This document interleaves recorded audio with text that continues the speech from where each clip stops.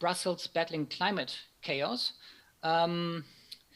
It's quite a unique experience for me itself. I mean, now I'm moderating an event from Berlin. We have Vessela, Tcherneva. I guess you are in Sofia, right? Then we have Giulia Sarno, who is in Rome. Martin Zaimov. I guess you are also in Sofia, right? Yes, we could say so. In Bulgaria. Could say so? Bulgaria. No, not Sofia, Bulgaria. Okay, in Bulgaria. And then we have those in Râșnov. So it's quite an experience. And I think only like 18 months ago, I would have thought, I mean, this is not something we would do, but it's great. I mean, it's quite an experience, and it certainly cuts emissions. And I guess that was one major reason why I didn't choose to come to Râșnov. I would have loved to come. I mean, really exciting festival, and Oana has told me quite a bit about it, and I would have really loved to come. But to take the train, it would have been almost 2 days one way. So it's quite a way. So I hope to do this, I mean, some other time, but then I would have actually spent more time traveling around. So with that, I would like to introduce you to the subject, introduce you to the panel, and I mean, and what we plan to do. But before I do that, I almost forgot we also have people that are not online. That is István, Bart. Hello, István. I don't see you now. I see you. And Corina. Hello, Corina. Great to see you. It's quite an experience here. Yeah, to kick you off, a few words on the event. What we are trying to do here is it's on the future of Europe. I think this is already quite a name, and I think the background really is. I mean, some of you might know this, that the European Union, the EU, has started a conference on the future of Europe. Some of you might scratch their heads and might say, well, what is this? I mean, what is the conference on the future of Europe? Is this one conference where people in ties and suits and nice dresses meet and to discuss the future of Europe? No, it's something quite different. It's a process. I mean, there are also ties involved, that's to be fair, and suits.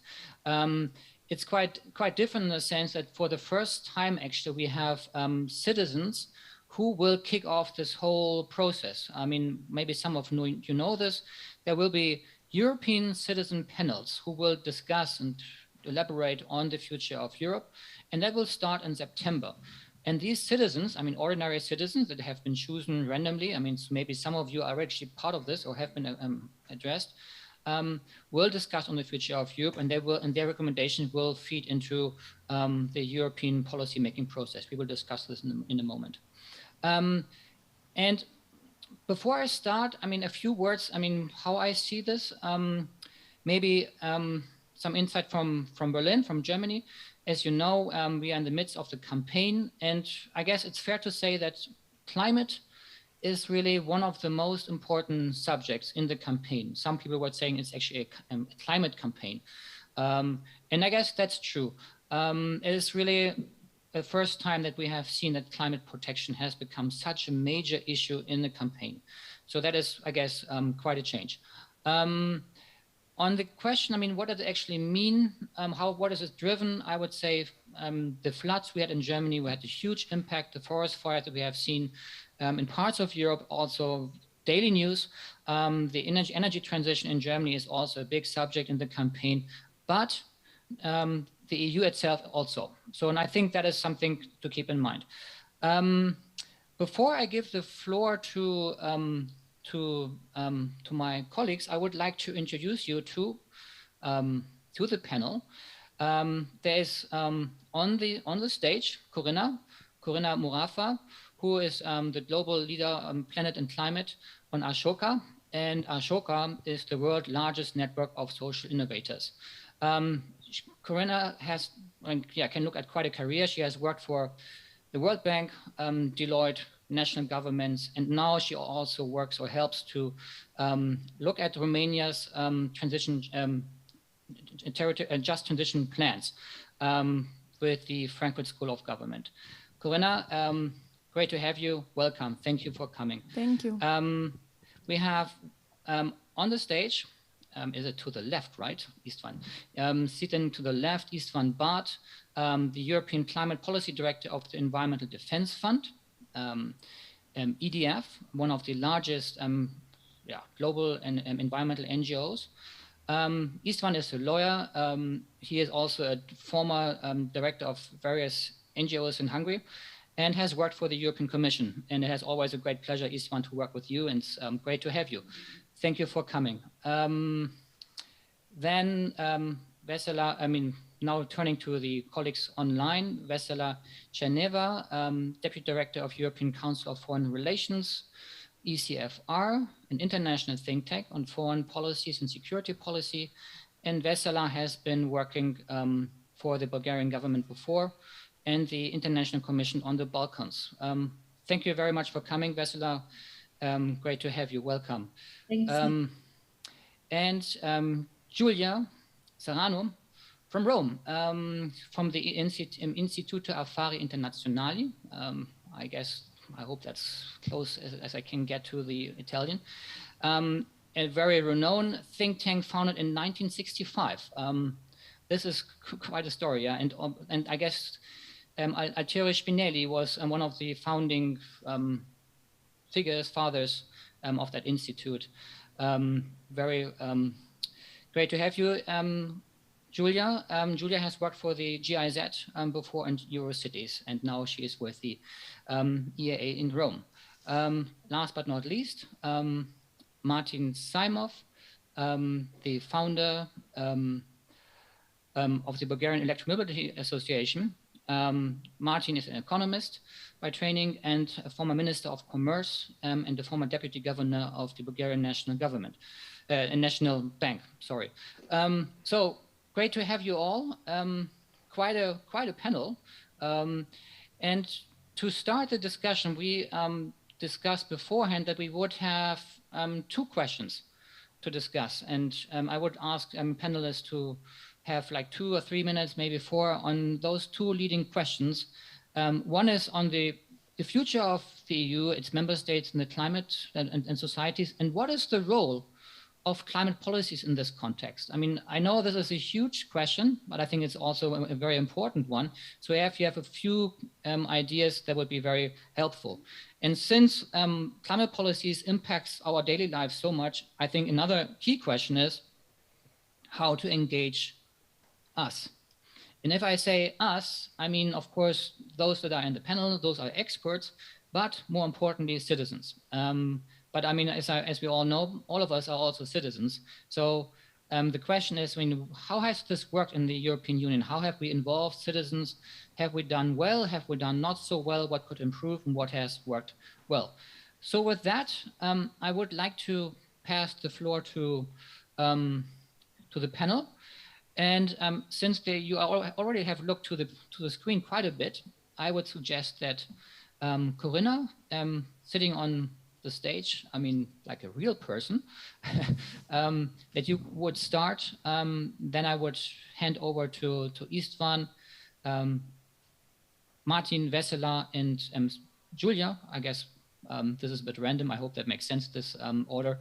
And colleagues, 3 minutes would be great if we could be short. And also would be great if the audience has questions. Please feel free, to be very interactive and to speak up. This is what we are trying to do, not a lecture, but more a discussion. Corina, please.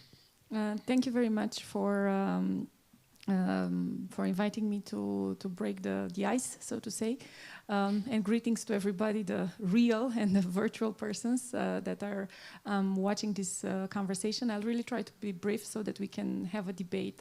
That's what I wish for, given everybody's background and interest in all of this. But also given that, as you said, Nils, it's really not about carbon reduction or carbon emissions or any sort of technicality, but it's about our day-to-day life, what we eat, how we travel, where we travel, by what means we travel, what we spend our money on, what we spend our savings on. That's what, in my opinion, climate policy is all about.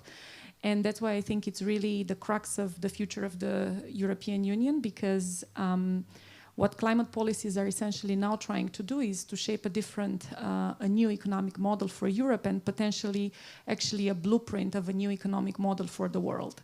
I think, economists, and Martin is with us in the audience, have been acknowledging for a long time that our current economic model has gotten it wrong, in the sense that we really haven't included negative externalities in the economic model equation that our lives are, rolling around. So this is what is essentially being done at the moment with EU's climate policies, including these negative externalities in the profit and gain and revenue equation. And that's going to shape our lives completely differently, because activities that are currently polluting are going to become more costly and more expensive.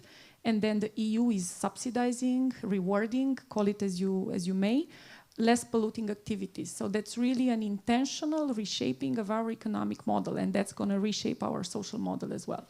So again, it's really important. And about citizens, I think this is where we can. Corina, just one question. I mean, you mentioned externalities. Could you explain that? I'm not sure. I mean, everyone knows what that is.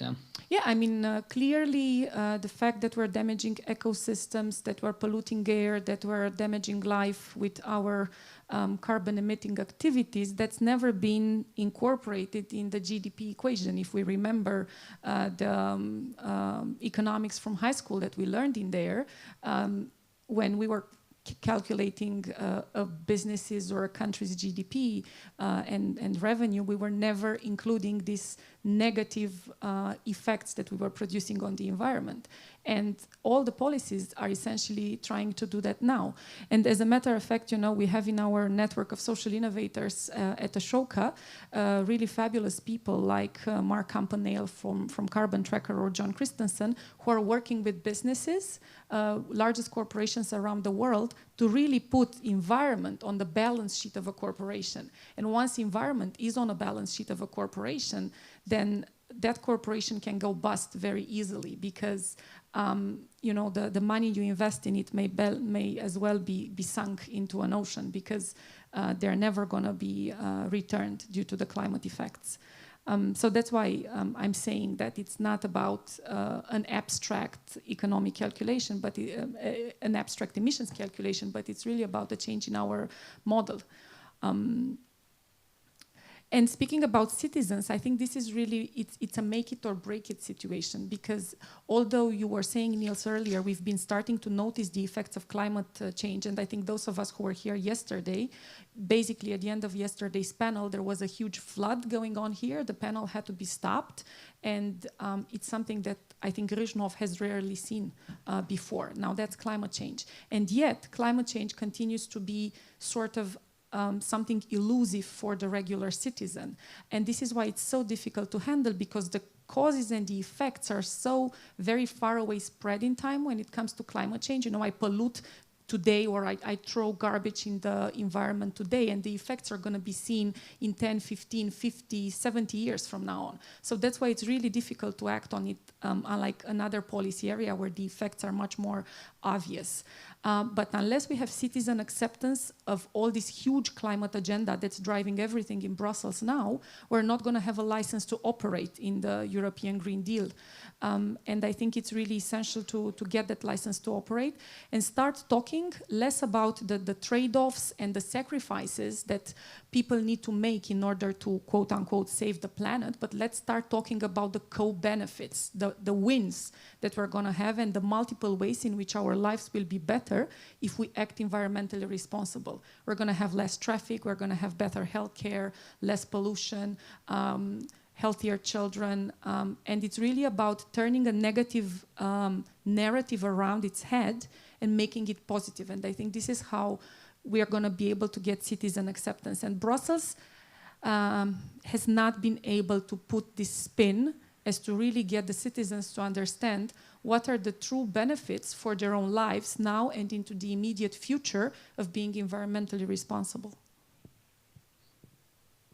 No, thanks so much, Corina. I mean, especially for highlighting that this is something very concrete and nothing abstract. And it really is something that very affects us very, in many very concrete ways.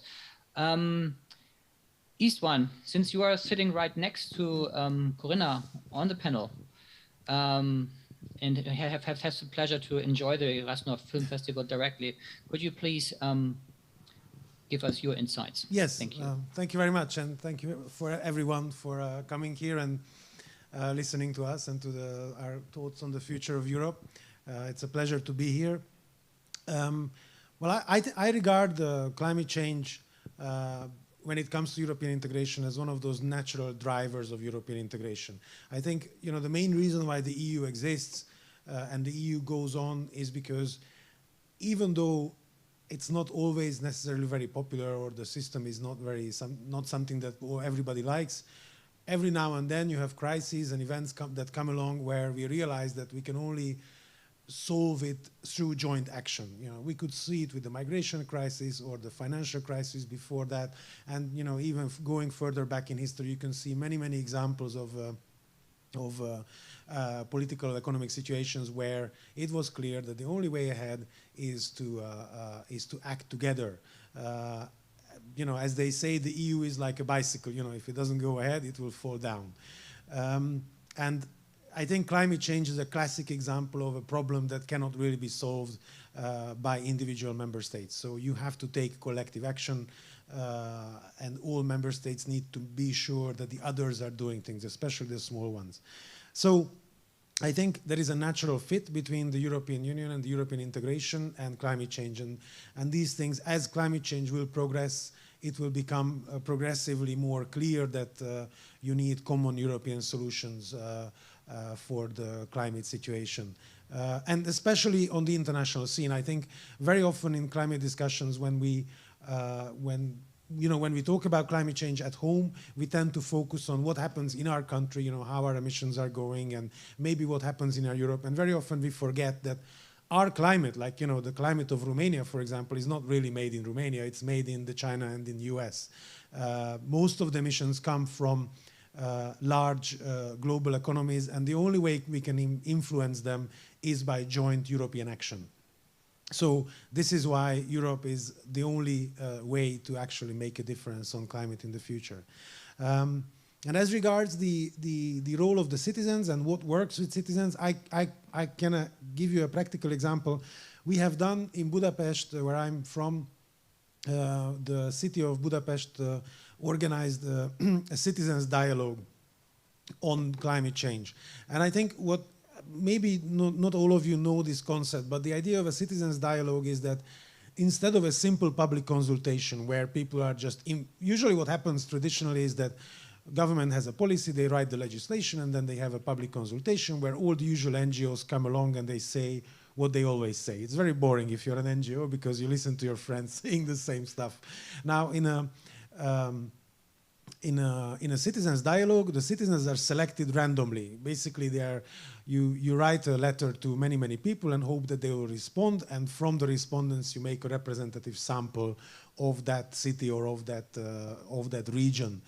So you have young and old, rich and poor, educated, uneducated, man, woman, etc., etc. So it's very interesting to see statistical cross-section of your region or your constituency. And then these people start talking about these issues. And I've seen how, it really worked, that, people who have no history of actual political activity were totally capable of discussing climate-related issues.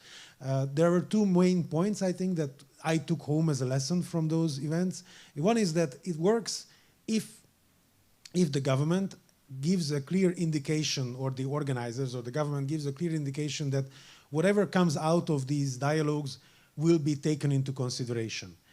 So, the people, if the decision makers make it clear to the people that their points will be taken seriously, then the people will also take it seriously. So I think that's a very important point that needs to be made sure if we want these citizens' dialogues to work. And the other thing is, it's more a specific climate point, that people always said, which was very surprising to me, that they need more education on climate, that they still don't know enough. Now, for a person who spends his life, sort of talking about climate change every week, all the time, it feels it was surprising. But still, apparently, it is still the situation that we have not yet talked or spoken enough about climate change. So that's also something very important.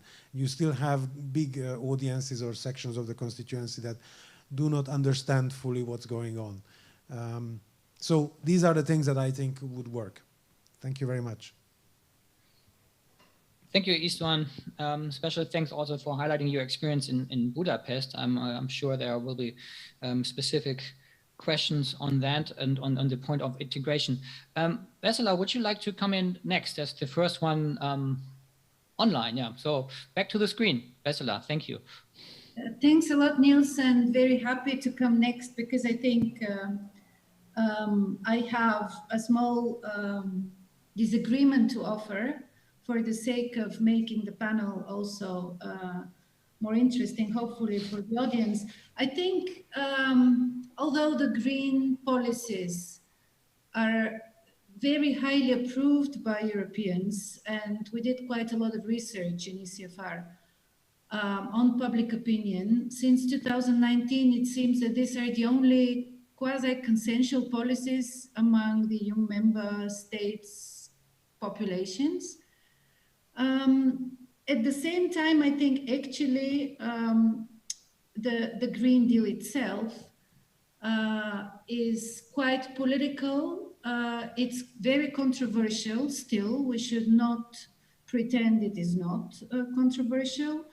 And while the EU is, of course, an important player globally, as István just mentioned, the EU actually emits only 10% of the emissions worldwide. And so what would be the actual benefit from these highly controversial policies on the one hand, and this very small kind of share of EU emissions? This is something that we have failed to explain, I think, to wider publics. And I think this is a bit the crux of the matter that we have to take on more seriously. And to me, the answer is that the EU aspires, by setting the rules and by abiding to the rules itself internally, to be really the global norm setter, to lead by example, so to say, to make the global climate architecture work along those lines. And here there are two aspects. One of them is the internal aspect. How coherent is the EU on that? Clearly, Central and Eastern Europe is much more skeptical. Not in terms, again, not in terms of the importance of the climate agenda, but I think in terms of the execution.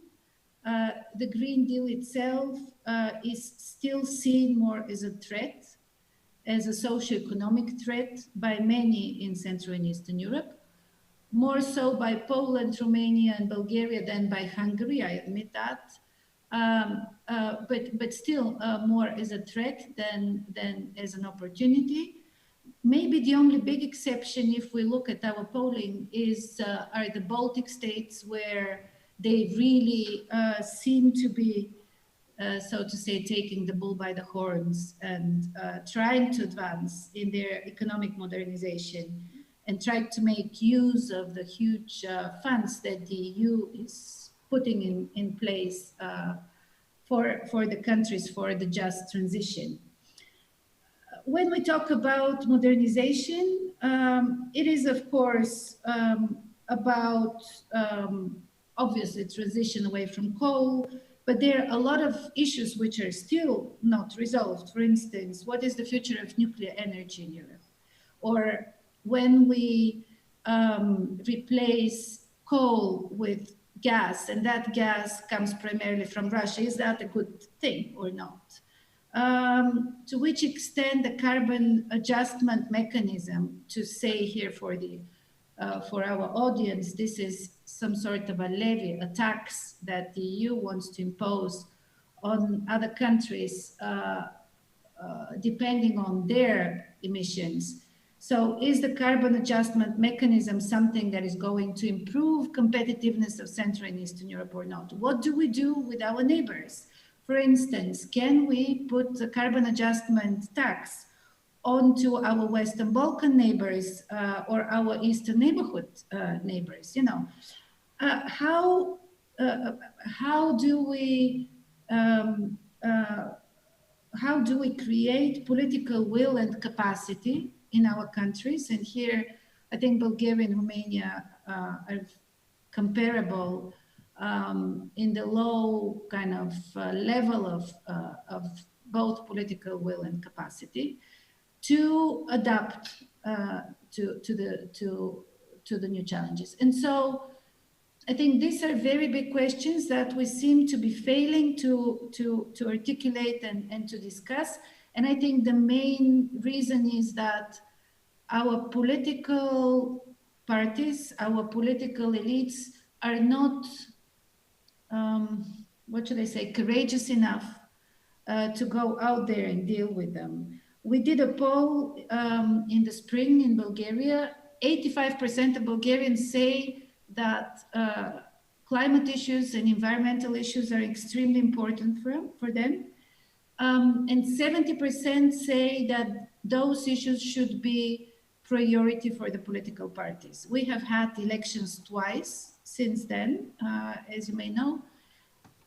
In none of them, those policies and those issues have taken, you know, any priority role or have found any place. Why is that the case? Again, because this is a difficult topic. It takes courage and it takes a bit more ambition and probably knowledge. So maybe it's also our fault a little bit in not providing a kind of a more informed debate. If you allow me, I'll stop here because I am trying to keep to your 3 minutes rule. I think I exceeded it still. Thanks very much, Vessela, and also thanks for raising these questions and pointing us to this. I don't know. You were, I guess, a dilemma between, having 85% of the population being in favor of climate protection, while political parties are not really picking up the ball. I've just had an experience in Berlin where, I guess the polls would be very similar. But then there was actually a referendum in one district on the question, how would you be in favor of increasing parking fees and to decrease mobility? And of course, it was like 85, I'm sorry, I shouldn't have said of course, but it was 80% against that. So it's I guess it's maybe it's also that kind of dilemma that needs to be discussed. Yeah. I think, Martin, would you like to go next, and then we have Giulia to close this first round on the panel. I hope there will be questions from the audience. I'm looking at my phone, whether it's because I get that through WhatsApp. But yeah, let's do that. Martin, could you please come next, and then Giulia would have the last slot at this first round. Yeah. Sure. Thank you very much. I would like to thank Joanna, particularly. I haven't seen her, but she's perhaps in the audience. I want to thank her because she invited me to this conversation without really knowing me, I think. So I thank her very much. I thank Nils very much for your leading. I thank you for your leading role. Now, I would like to basically, first of all, say that I agree with everything said. I agree with everything that has been written.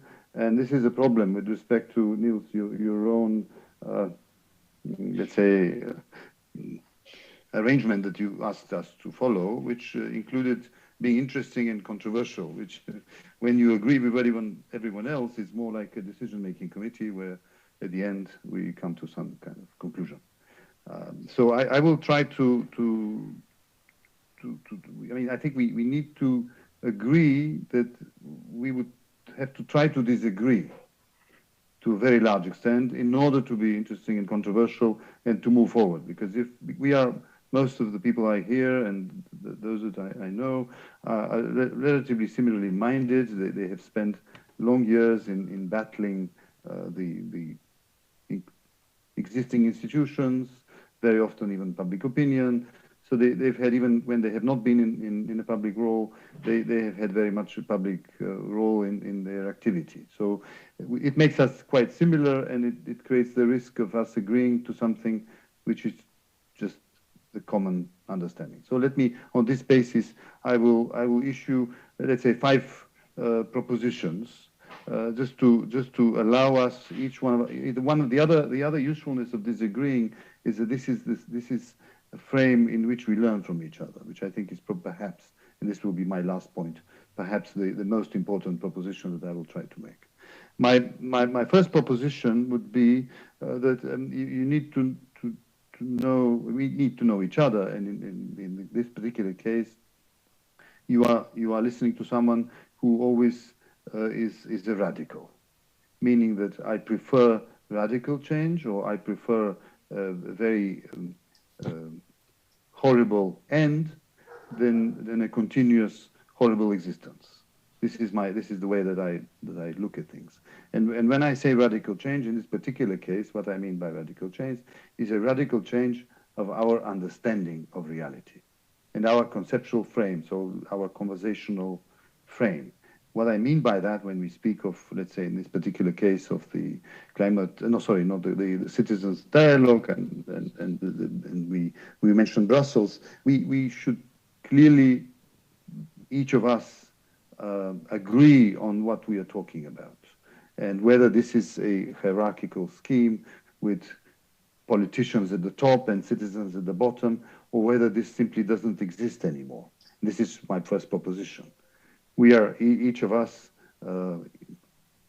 citizen, activist, and potentially politician. It is surprisingly simple, not to say very simple. Sorry, I'm just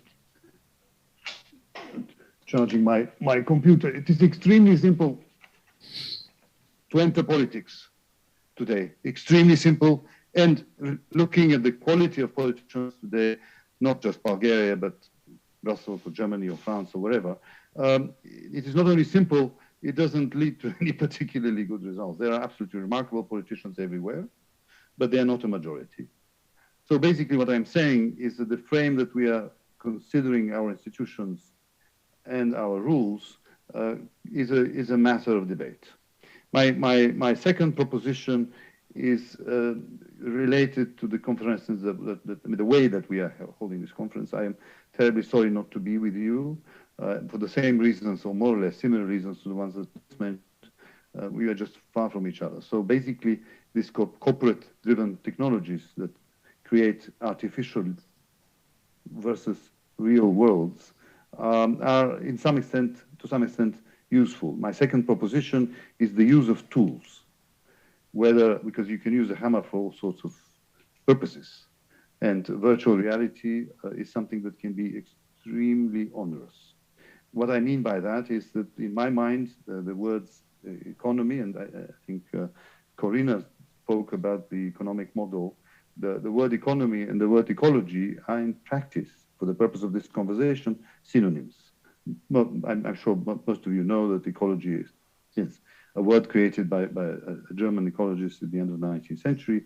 But basically, the difference between, from an etymological point of view, the difference between the two words is the natural law versus the human law. So in this particular proposition, the difference between real and artificial should also be a matter for debate. The third proposition I would suggest would be the role of politicians, or the role of power, because the current situation is extremely different from any situation that we know of in history, meaning that those that we call lawmakers are, in many cases, invisible. Actually, in the majority of cases, invisible. There is a remarkable American lawyer and politician by the name of Lawrence Lessig, who wrote a wonderful book. The Code is Law. Basically, the book was explaining why programmers, not to say, let's say, software architects, will be lawmakers, and they are in practice. So this is quite important, particularly when we speak about Brussels, whatever we mean by that word, because I'm not sure that could also be open to debate. I'm not sure that we would have the same understanding, each one of us, of what we mean by Brussels, from the point of view of Vessela and I, or the point of view of István, or the point of view of Nils. By definition, it would have a different meaning. But let's say that we agree in some extent that we are talking about something that we think we understand. It has. This is my third proposition. There are three roles that we should be addressing. One is the management of violence, which is all these issues of using EU public money for whatever purpose, regulations. Here, my main point would be that Europe, the European Union, is the leading civilizational model in the world. I mean, I'm sorry to lack modesty, but in my understanding of the world, as it is today, and that could be a part of the crisis, it's very much possible. But the fact is that the European mindset and the frame of thinking, the conceptual frame of thinking of the world today is fundamentally European and nothing else. Because there are many other possible frames. But when people speak about China or the US or any of these big entities, in practice, the only thing they're doing, just like the Soviet Union 50 years ago, 70 years ago, the only thing they're doing, they're emulating models that have been invented or created or thought of somewhere else. And in practice, this conversation is a clear example of that. So so there are three roles for these people in power. One is the management of violence. The other one is the arbitrage of power, because the people in Brussels, whoever they are, in practice, what they're doing is not really making decisions, not really leading anyone. They are just operating arbitrage between different countries, and primarily what we won't have time to talk about, between huge corporations. So my fourth proposition is more related to, let's say I will finish with that because I think I've exhausted my time, is our main role. And our main role is the creation of knowledge. So our discussion, in my understanding, is creation, first of all, understanding for each one of us as participants. Because István was very, very clear. I mean, and Corina and some of the participants here have years and years of experience in discussing the planet. This was my fourth proposition, which is that climate crisis or the climate issue. In this, Nils made a very important remark to me when I wrote whatever I wrote in the past. He said, okay, let's stick to the questions as they are, which you are absolutely right, Nils. Basically, what I'm trying to say here is that even if the question is focus on the climate or focus on this conversation between whoever and citizens, whoever they are, because basically a conversation cannot be held beyond 200 people. Even if you imagine that each one of these 200 people have 200 people that have asked him to go and participate in the conversation, in the ancient Greek understanding of democracy, that still makes 40,000 people, which is the normal, good size of a city. So that side I would agree. Bringing people from 7 different countries and believing at the moment, and believing that anybody, the parliament, the council, whoever in the European institutions can handle a conversation with 500 whatever million people, as I think I wrote to you about, this is hypocritical. So sorry, this was, and my last proposition I already mentioned, that was 4th, 5th, whatever, is that our main purpose is ourselves, between us, understanding and debating this issue, and climate being just an illustration of a crisis of civilization. Thank you very much. Sorry if I got longer. No, thank you, Martin. Thank you very much. I think indeed there are a few points where I would disagree. Yeah. I'm very happy. I'm very happy. Thank you. I mean, yeah, I mean about the point of in the conversation with 500 million people. Of course, this would not be like Athens, that's for sure. But I mean, of course, that's why representation is such an important matter. In any case, let's pick up on that during the discussion. But now Giulia, please, your insights, and I hope that there will be questions from the audience. I mean, if you are in the audience, please prepare your questions. That would be great. So we could open up that. But before we do that, Giulia, please. Thank you. Thank you very much. And thank you for having me, for inviting me, and for the very nice introductions that we had so far. Being last is not easy because everything has been said, but I'll try to raise some other points for our discussion and possibly the questions from the public. So I think, so we're talking about the future of Europe, about climate policies, about citizens' inclusion and their engagement in climate policy making. And I think within this context, there is one element that shouldn't be overlooked. That is the role of young people, that are those that will suffer the worst consequences of climate change, as we know, and as has been mentioned by other panelists today, that have contributed the least to climate change, and also that are among the few that seems to have grasped the urgency of the climate crisis that we're living in. And they also managed to communicate it to the world, because we should remember that since 2019, with all the Fridays for Future movement, I think climate gained a lot of momentum, and maybe sometimes we forget how much has changed since then. And so this also opens a bit the issue of climate justice, that it's a term that maybe we can discuss further on in our discussion, that it's a bit about who is bearing the weight of the ecological transition that we need to face. And usually it's the most vulnerable and those that are less included in the policy making. So for example, young people that sometimes also don't have, still don't have the voting right. So there is also this kind of issue. And this is something I'm very familiar with. As Nils said, I've worked in development cooperation for the German government, and working on climate change in Africa and in other developing countries is really clear who is bearing the weight of this transition. But we shouldn't forget that the same is happening in Europe. Sometimes we tend to think about Africa or, as I said, developing countries, but in Europe, we have huge issues of energy poverty, for example. When we talk about fair transition, this is exactly what we're talking about. So sometimes we forget that within Europe, we also have this issue of climate justice and who is bearing the weight. But going back to the role of youth, I think one other merit that they have is that I think they managed to frame climate change not only as an environmental issue, something that has to do, with coral reefs and pandas, and something one can really care about, but not like the number one priority for our lives, for our daily lives.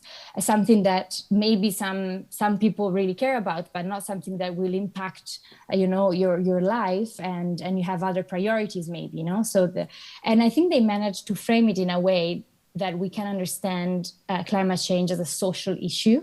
I think this is a very important point, and this is why I stress the role of youth, because I think they managed to really grasp this aspect in a very interesting way. And to use the words of a climate activist that was invited by Biden to the recent Leaders Summit in April, she said that climate change is the result of the perpetuation of systems of colonialism, oppression, and capitalism. Now she was talking precisely about climate justice when she said that. And I think this is a very interesting point, because climate change is not an isolated problem. It's not like an island, as I see it, is just one phase of multiple issues associated with an economic system that is showing clearly its limitations, as it has been mentioned by other panelists as well. But in a way, climate change is the highest threat that we face today, but at the same time, the biggest opportunity. Because as we shape our way through the climate crisis, this forces us to look at and rethink many other failing aspects of our system, as they are deeply intertwined with climate change, as I was mentioning. So this leads us to think about inequality, poverty, gender issues, racial issues that are intertwined with climate change. And on the one hand, climate change makes them worse. But on the other hand, climate change can be the opportunity to look at these other issues and rethink the system in a broader way. Yeah, so I think in a way, when we talk about the future of the EU, climate change and tackling climate change, designing climate policy can be like a guiding element that can help us to rethink, give us the opportunity to rethink and reshape our broader system and reshape it based on long-term sustainability, of course, but also equality and inclusion. And I think these kind of principles, guided by the idea that we have this big challenge of tackling climate change, could be the foundation of the future Europe and can be, as I said, a bit of a guiding element that would give us the opportunity to rediscuss and rethink a whole system that is failing us on many levels. And as a very last point, we are discussing what can be improved to for a better engagement of citizens. And as I said, young people are really central actors. So I believe that education, climate education in schools is very important to allow, from ideas coming from the bottom up, is a very important element. And also stressing and managing the inclusion of young people is also very important because they have good ideas, but we need to have channels to get them. And finally, also another point, maybe we can discuss more in depth further on. I've been working for a long time with cities, both in Europe, as Nils said, with the network of European cities, and also in Africa with GIZ. And I think cities are a very important resource because within cities, since there is a more direct connection between the citizens and the issues, and local governments and citizens within the context of their cities are able to have very interesting ideas and concrete solutions, very smart solutions that, in my experience, can be scaled up to the national level. So in a way, I think Europe should look within itself, to its citizens, to its cities, to the resources it has internally, and find a way to take the value from these situations like cities and youth, and just take their ideas and be able to transform it in something concrete. Because I think there are many concrete ideas, for example, as in the case for cities. So we're looking for concrete solutions. Cities, I think it's a very good place to look for them. But maybe we can discuss this farther on. But I think these were some important points that I wanted to raise. No, thanks so much, Giulia. Now I wonder whether there are questions from the audience. I also should say, and I'm very sorry for having forgotten that at the introduction. Of course, this event, has been organized by the Global Focus Center. Oana, I think you're in the audience. Are there other questions from the audience? If so, please go ahead. If not, I would have, I don't know, thousands of questions now. What has been said, but I don't want to exclude the audience. Oana, I'm seeing you have the microphone.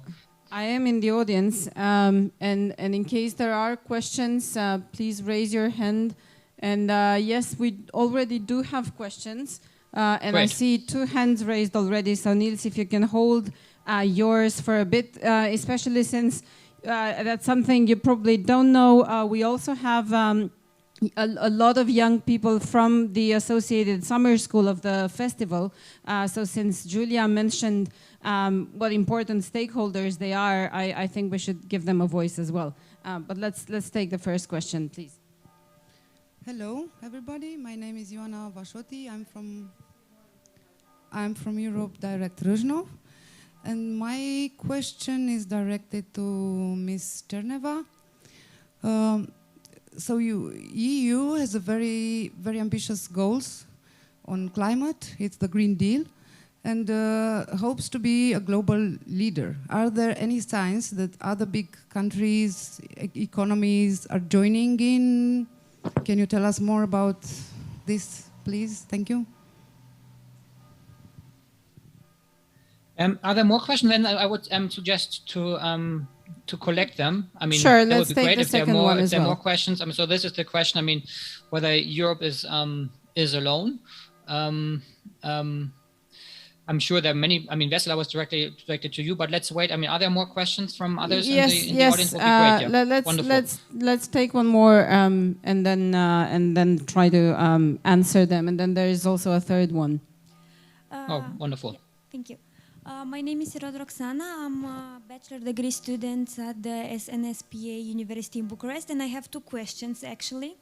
One of them is regarding the citizen wishes. Like as you said before, most of the European Union citizens want climate for the countries to implement climate action plans, to do something about climate change.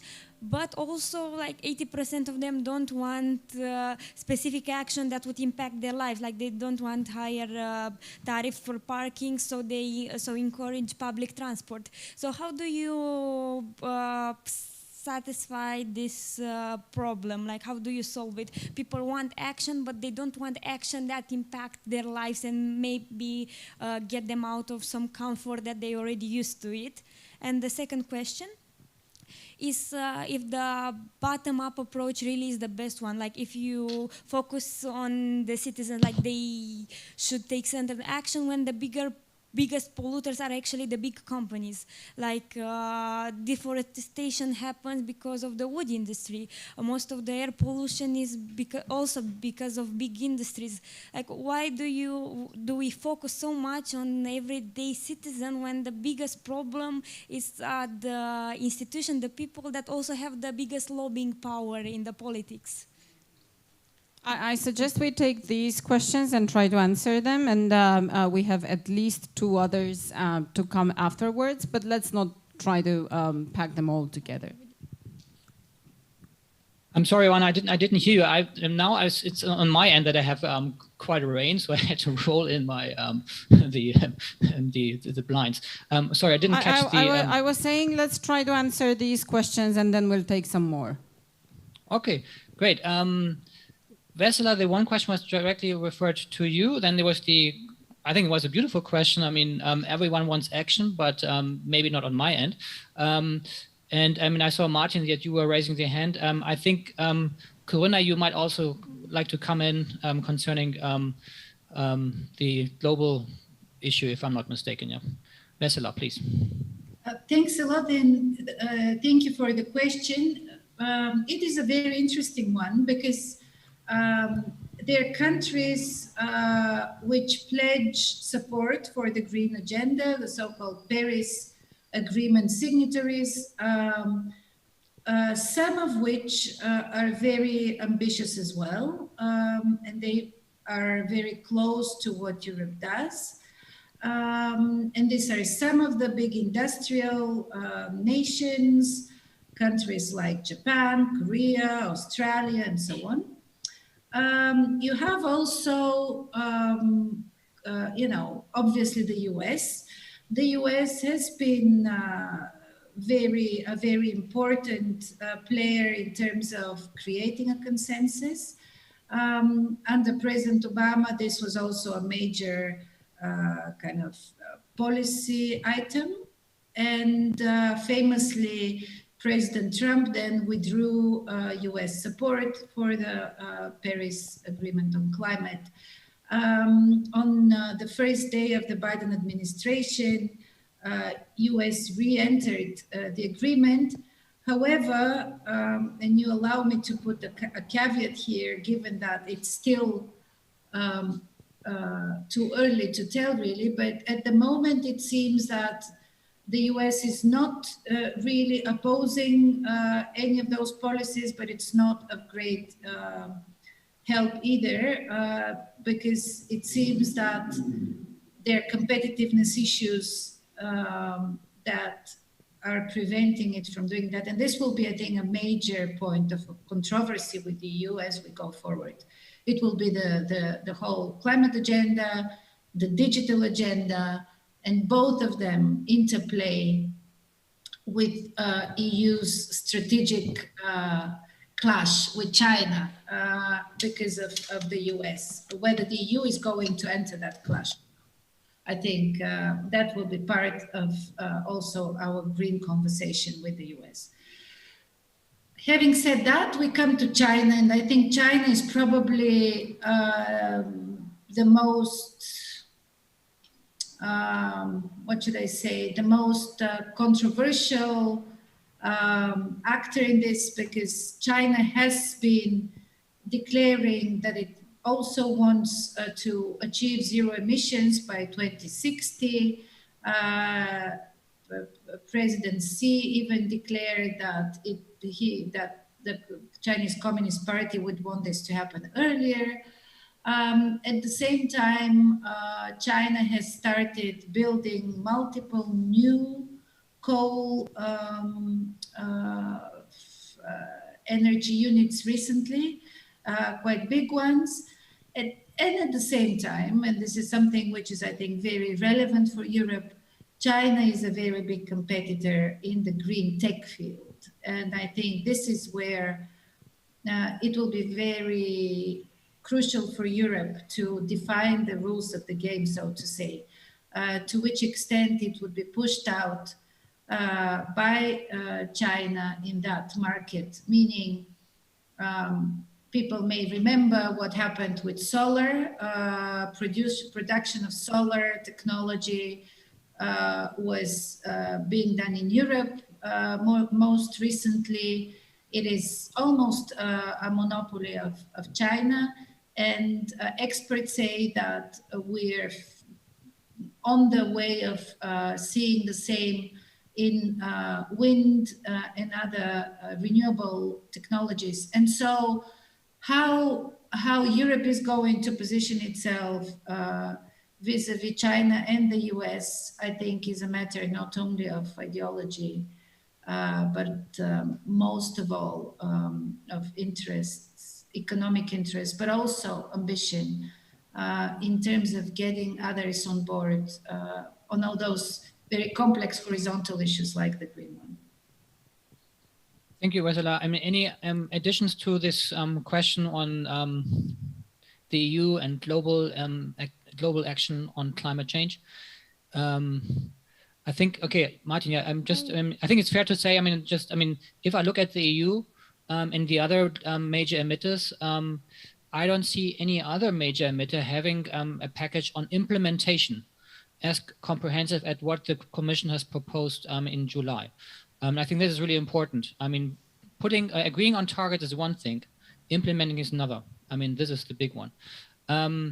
Martin, I mean, on the global issue, please, a short intervention, because we have another fascinating question, I think. I mean, the one on let's do it, but not with me. Martin, please. I would like very shortly to try to answer both, or there were more than two questions, but the young ladies, I agree that young people are very, very important. My understanding is that elder people's role in this is not so much to follow what they have to say, but rather to excuse ourselves for the extremely wrong framing of the mindset that we are showing even in this conversation. So let me try to give a slightly different answer to the series of questions. First of all,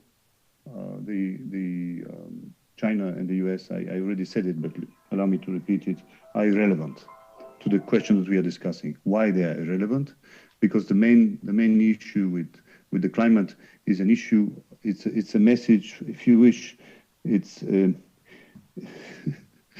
we have received once again God's benevolence, if you wish. And I will explain myself. When I say God, one can think of the earth, or Gaia, if you wish, in the sense that whatever is happening at the moment is making, as Vessela very clearly explained earlier, is making everybody understand. Now, adding to this, first of all, everybody is understanding. Adding to this, the note that the second lady made on large corporations, she's absolutely right.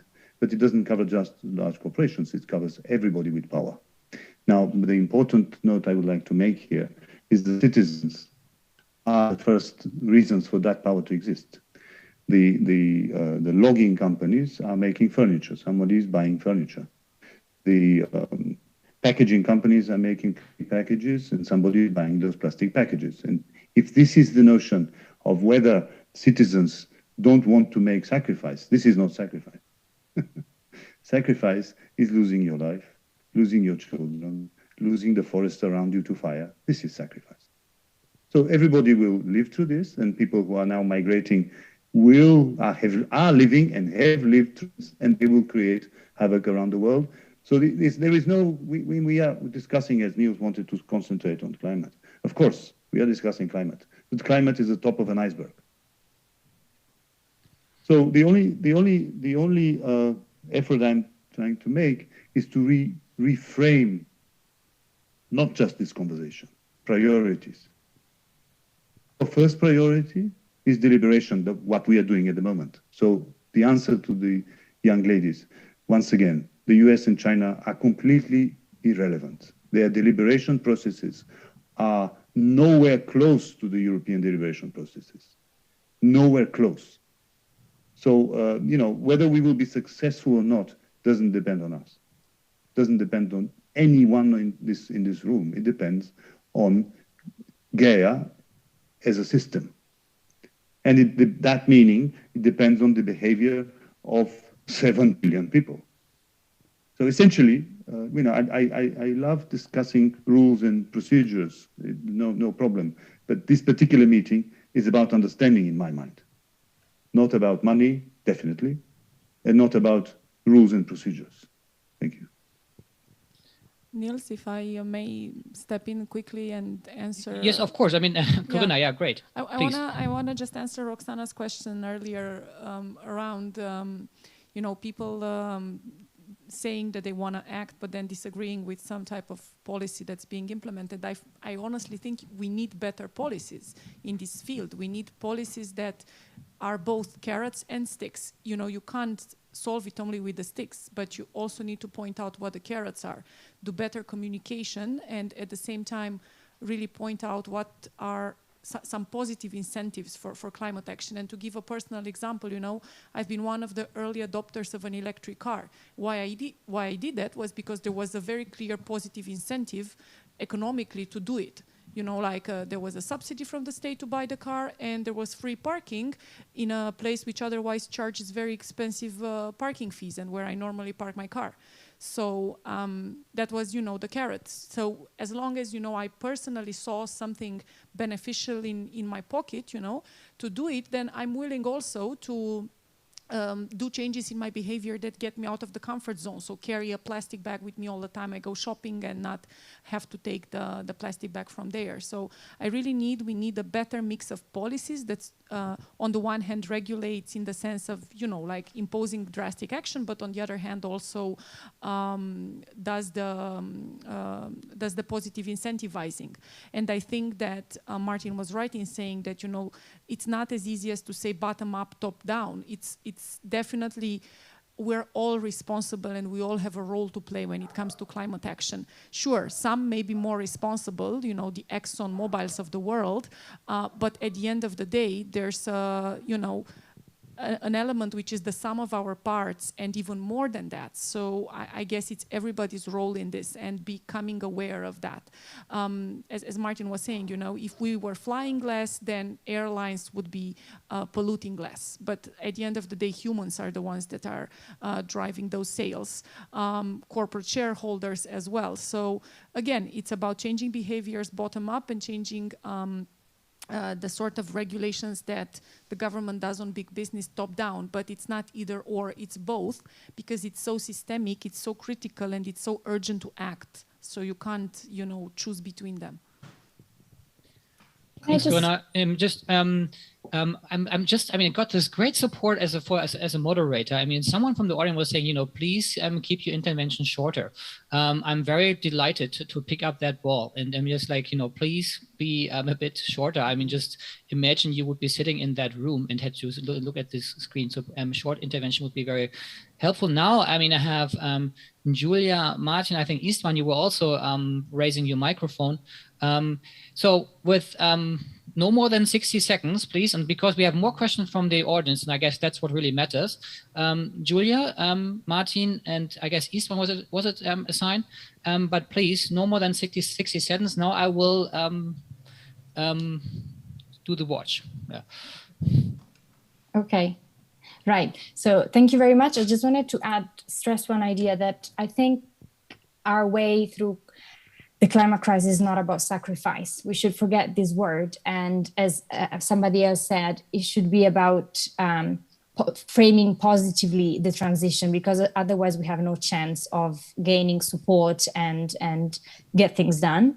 And as I was saying, I have some experience with cities, and I think that finding solutions, deciding together and bringing in different voices from the population, it sounds pretty words, but it actually works. So when you were mentioning the parking fee, this is something I faced with cities like Amsterdam, Milan, London in Europe. And if you bring people in the discussion and explain the situation, and maybe they're gonna propose some different uses of that space that they value, and so they're going to accept the fee for eliminating parking better. So if you substitute that parking area with, I don't know, green areas for kids that they value, and it's something that they propose and that they think it's useful, it's going to work. So I think when we talk about inclusion and bottom-up solutions, including all voices from women to youth, and these sort of things, it sounds just pretty words, but I can tell you it actually works, at least from my experience. And it's not about sacrifice, I think. It's about changing mindset. No, great. That was 1 minute and 5 seconds. Yeah. Martin, can you beat the clock? Yeah, please.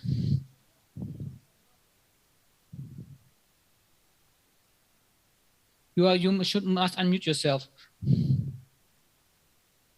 Okay, I already lost 10 seconds. I was saying I will spend 20 seconds. Then in that case, let's try to do it quicker.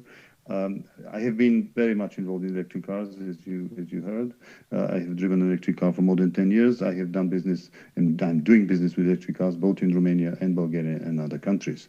The subsidies that you mentioned is actually because you also said we need to do urgent action. It's not only urgency, it's also correctness. This is why reframing is extremely important. The subsidies are the worst thing that the EU can do, anybody in the world can do. The only role of subsidy is to provide money to the largest industry in the world, which is the automaking industry. On Giulia, sorry, I think this is very important. I want to react on Giulia's sacrifice. This is extremely important.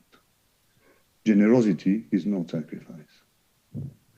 Kindness and empathy is not sacrifice. Not consuming is not sacrifice. And everybody, in the sense of what I'm saying, everybody will make sacrifices. And this is what the earth is telling us. And Elon Musk, who is a psychic, just maybe like many of us, his idea of colonizing Mars is a challenge to the earth and a challenge to God. So we will all make sacrifices. This is the only way. If you want to do urgent work, it has to be with sacrifice in the sense of building virtues, not in the sense that you were using the word. Thank you. Thanks. István, did I see you waving the microphone, or was it only me? I don't know. I was waving the microphone, and I would like to add a very important point on this question of, let's do something, but please not me. Something that we rarely talk about is that climate change, we did mention the social dimension of climate change, but then when we talk about the social dimension, we always think about, yes, we have to look after the poor people and the energy poverty, and that's true. But there is another side of the social dimension, is that rich people consume much more energy and they emit much, much more CO2. I mean, think about it. If you fly 2 or 3 times a year, then your carbon footprint is double of a person who doesn't fly.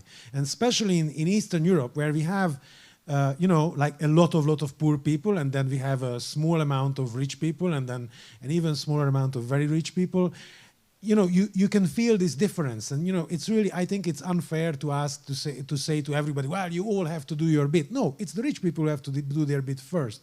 And I think we don't have that yet.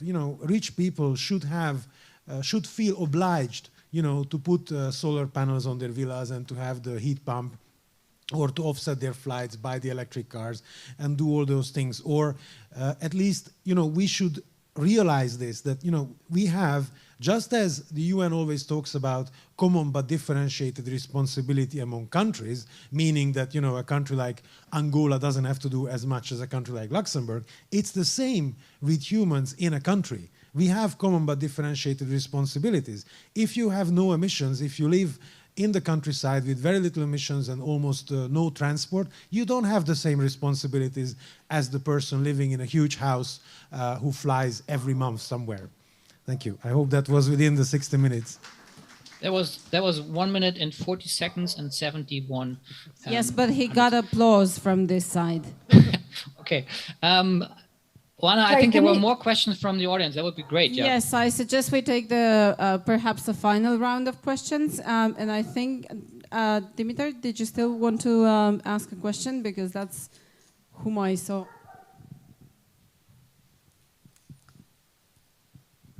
Thank you. Dimitar Camburu from Bulgaria. I would like to ask all of the participants, what would they answer to the skeptics who would say that, feel maybe that the Green New Deal and the whole climate agenda has been thrust to the people without actually having any grassroots support from the citizens. I've also seen another study, different than the one that Vessela was quoting, that 80% of the people in the European Union do not want to spend more than 60 euro per month dealing with climate change.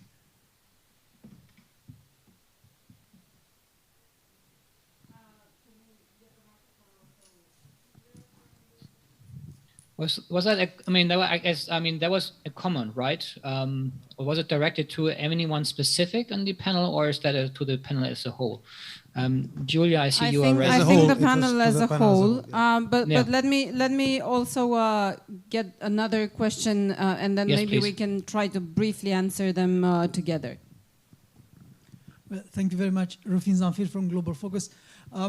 As a complete novice to this, I have two questions. One is specifically for István, and the other one is for the whole panel. The one for you, István, is you've mentioned the program that Budapest Mairie started with its citizens. Can you expand a bit on the positive results of that program, and if the results are as relevant as we can scale perhaps the exercise over other cities throughout Europe? And the second question to the whole panel is that virtually all of you mentioned the fact that the pollution that we are facing in Europe is not entirely, or is to a lesser extent, something that we did in Europe. Do you think that European policies tackling the negative effects of pollution should include perhaps should include a punitive part on the others, on the actors outside the borders of the EU? Thank you very much. And then there's a final question that was actually whispered in my ear. Oh, okay, not the final question, the last but one, and which I have to put forth to the panel, which is somebody in the audience was telling me some of the greatest polluters, the US and China, are also leaders in technological development, and to a large extent the way to fight climate change is through technological innovation. So in this context, what is the credibility that the EU has as one of the pioneers of climate policies when we are nowhere on the map of top innovators in terms of technology? So maybe somebody in the panel can also consider that as a question. And Hagen, I give you the very last one. A brief one. I believe that the behavioral changes during COVID was pretty much what you would expect from behavioral changes in order to reduce CO2 emissions. Now, the fact is that, or if we know that in 2020 the world has had around 8% fewer CO2 emissions, and we have all the COVID restrictions on travel and everything and mobility. How can we hope that by nudging or changing behavior, we can solve the problem? Isn't that naive? And this was Hagen Lindstad from the Karlsruhe Institute of Technology, one of our guests here. Can we try perhaps really quick answers from the panelists? Thank you. Yeah, that would be great. I mean, I think there was one directed to István, and then there's I have 4 questions. One, one on the 60 euros not being willing to spend, and then the last one on behavioral change and not being naive. The other one on external dimension, China and US as the technology innovators, and where is Europe? Should we do it this way? I mean, now I'm looking at the clock. I think we have 10 more minutes or so. István, could you start? I think like 2 minutes each would be great. Then Giulia, you were raising your hand. Martin and Vessela. István and Corina, yes. Of course. Sorry, I don't have you on my screen, but I mean, Corina, maybe you should go second. Okay, after István.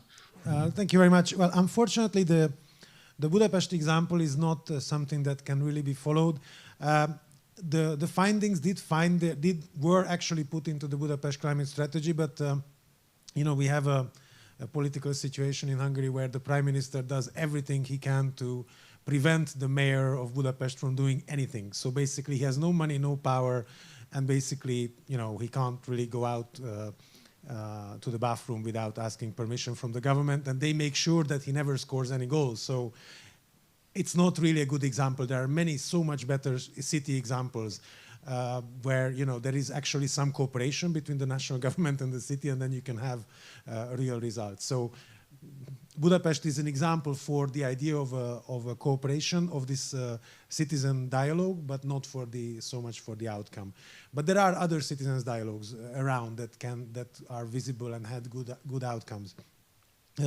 Maybe just one. I would like, from the remaining questions, I would only like to respond to the question of there is no real support. And I think we have an interesting situation that in Western Europe, and Nils would probably attest to this, there is a very strong political support, so electoral support towards green policies. People want to do it, and people probably already understand that this is going to cost some money, so there is support to it. In Eastern Europe, I think we are one stage behind, where people already know that they want some sort of climate action, but they have not really understood that this actually means certain sacrifices. And I think, it is going to be sacrifices after all. So basically, I think this Western driving force is going to push also Eastern Europe into more climate action. Thank you very much. I'm going to go really quickly to Dimitar's question. It's a matter of how you phrase it. If you're asking people how much you're willing to spend on climate change, they're not going to understand the question. If you're asking them how much are you willing to spend on living a longer, healthier life, then the answer would be very different. In Romania, 25,000 people die each year because of premature deaths that are related to air pollution. So it's really a matter about living better. It's not a matter of saving the planet, but it's really a matter of self-interest and well-being. So I think it's a totally different question that we need to be asking ourselves. On technology, I disagree with the fact that it's technology innovation that is driving it, because the technology is already available here. It's a matter of how we do the regulations and also, self-regulations of businesses and of the investor community to change the way capital is being invested and into what. It's not a matter of technological availability. And about what you've said, Hagen, let's look at the source of emissions. Travel is just a component. 60% of the emissions in Europe are generated by the energy industry, including in Romania. So it's a matter of changing our energy mix. Romania has, in the next 6 years, 77 billion euros, a third of our GDP, available for climate action. And this is most likely and hopefully going to lead to the complete coal phase out of the country and to a complete completely different outlook in terms of our emissions. So that's, you really need to invest where the greatest lever is, and it's the energy sector, in my opinion, at the moment. And it can be done very easily and cheaply because renewables have become so much more available in terms of costs. Thank you, Corina.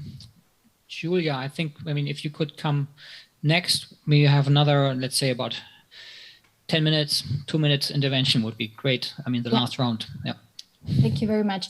I just want to spend briefly 2 more words on the issue that I think it's a very hot topic, keep coming up about somebody in the audience asked this question about the 60 euro per month, and we're talking about sacrifice, what we can afford as a sacrifice for climate change. And again, I think this is the wrong framing, and I think we should substitute the word sacrifice with equality. So thank you very much, István, for bringing up the issue of rich and poor. This is really the point, as I was mentioning before, climate justice, like who is bearing the weight of this? If you tell me that quitting your private jet to travel around the world is a sacrifice, I don't think that's a sacrifice. I think we should frame this about equality. If I am a single person, a student on a salary, and I have to spend 100 euros for climate change, that's a sacrifice that I cannot afford. So I think we should frame this as equality. And if we do that, I don't think anybody has to sacrifice anything. I think we should change our mindset. If we change our mindset and frame it in sustainability and equality, then there is no sacrifice. There is just better perspective and better framing our way to produce, to consume, and so on. And one thing I think we should take home from this discussion is that consumers drive companies' behaviors and production. So as we change our perspectives as consumers and our desires and our needs, what we think we need, this is going to make a big impact. And I think, as has been said, we should not frame it in a negative way as sacrifice and so on, because this can, hijack, jeopardize the whole thing. Because if we frame it as a negative thing, as a cost for people, I don't think we're going to gain the support we need for the transition we need to do in such a short time. Time is a very important factor. Yeah. Martin and then Vessela, please. Please, guys, do try to change your mindset, please. Technology is an illusion. Technology is a mirage. Technology is a tool, just like money, by the way. Money is just a tool to measure things, nothing else. Let me quote Mark Twain, he's a wonderful person, wonderful author, beyond Tom Sawyer and Huckleberry Finn. I hope you don't know this quote. What he says about progress. Progress is the satisfaction of insatiable desires for useless things. This is a quote from more than 100 years. So please, guys, let us think of this meeting like a deliberation, like early Christians who met for a reason.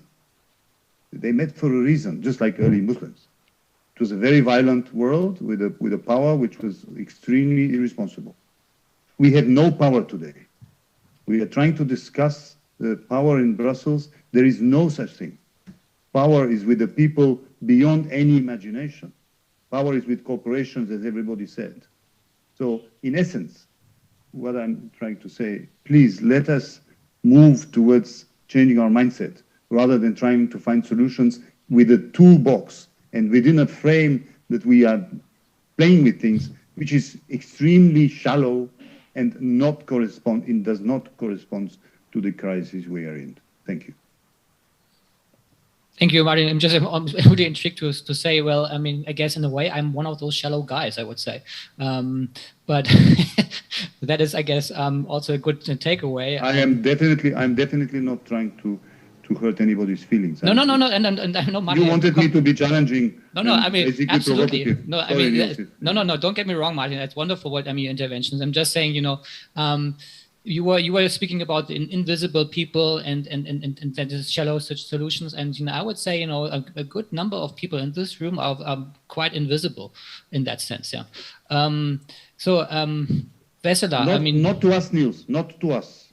You and I, we see them very clearly. They are not invisible to us. Please, my point is different. Yeah, but I can show you many of these invisible people with ease. If you make a meeting, I will show you these invisible people in Bulgaria, in Brussels, in Berlin, in Stuttgart. I will show them to you. Don't worry. They are not invisible in the real sense. Sorry. Yeah, I would say looking at the screen, there are some people quite invisible. But Vessela, please. Thanks to the question on polluters and the punitive part of this whole debate. Two points. One is, of course, how the border adjustment tax is contributing really to changing behavior. And this has been the European Commission's clear goal. At the same time, we have to understand that it is also about Europe's not only competitiveness, but also Europe's independence, especially on energy. And the energy industry or the energy-related industries are going to undergo the major change as we go forward, meaning we may abandon our dependence on Russian gas or Saudi oil, but we may actually enter dependency on raw materials for lithium batteries, for elements for wind turbines and so on. And so, when we talk about punitive measures, we have to be aware that it's in Europe's interest, first and foremost, to look after its own,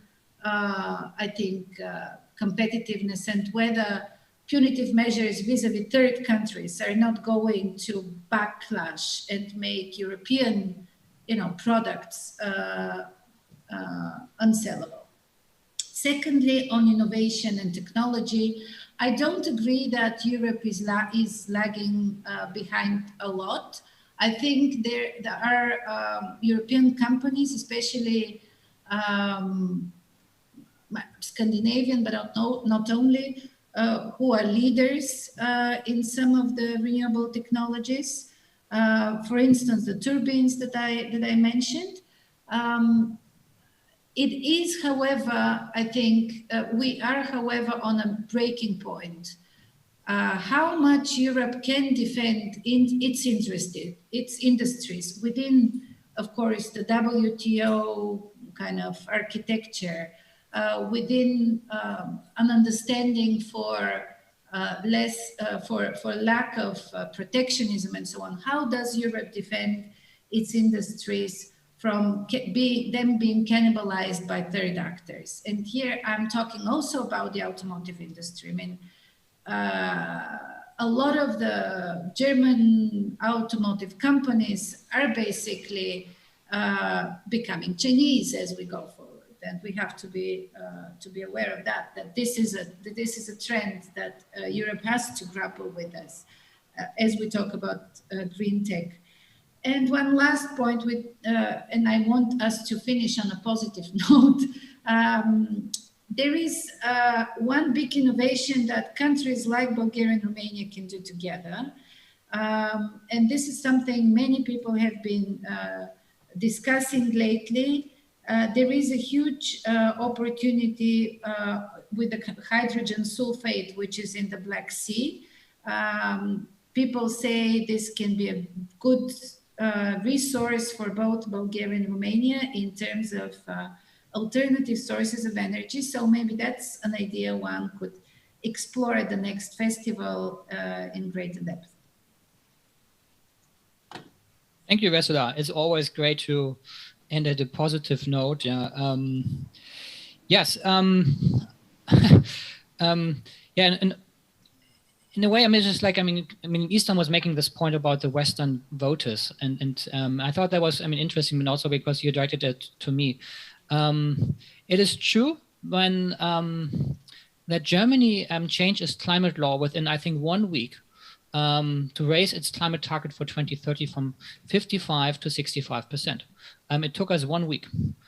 So I guess that was one of the quickest legislative process in the history of the country in the history of the country.